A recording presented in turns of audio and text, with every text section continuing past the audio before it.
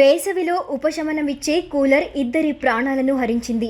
దానివల్ల సంభవించిన విద్యుదాఘాతంతో తల్లి కుమార్తె దుర్మరణం పాలైన ఘటన కామారెడ్డి జిల్లా జుక్కల్ మండలం గుల్లా తండాలో శనివారం తెల్లవారుజామున చోటు చేసుకునింది. జుక్కల్ ఎస్ఐ భువనేశ్వరరావు స్థానికులు తెలిపిన వివరాల ప్రకారం గుల్లా తాండాకు చెందిన ప్రహ్లాదకు భార్య శంకాబాయి, కుమారుడు, ఇద్దరు కుమార్తెలు ఉన్నారు. పెద్ద కుమార్తె హైదరాబాద్లో చదువుకుంటూ ఉన్నారు.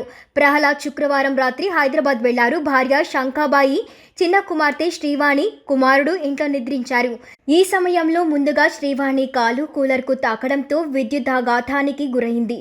షాక్ తీవ్రతతో ఆమె కాలు వేళ్లు కాలిపోయాయి. పక్కనే ఉన్న తల్లి కుమార్తెను తాకడంతో ఆమె కూడా విద్యుదాఘాతానికి గురయ్యారు. కొంచెం దూరంగా నిద్రపోయిన కుమారుడు ఉదయం నిద్రలేచి చూసేసరికి తల్లి, చెల్లి ఇద్దరూ విగత జీవులుగా పడి ఉన్నారు. వెంటనే అతడు విషయాన్ని స్థానికులకు తెలిపాడు.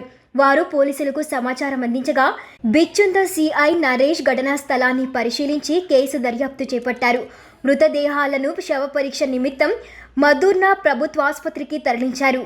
విద్యుదాఘాతానికి గురైన కూలర్ ఇనుమది స్థానిక తయారీ కావడంతోనే షాక్ తీవ్రత ఎక్కువగా ఉందని స్థానికులు చెబుతూ ఉన్నారు.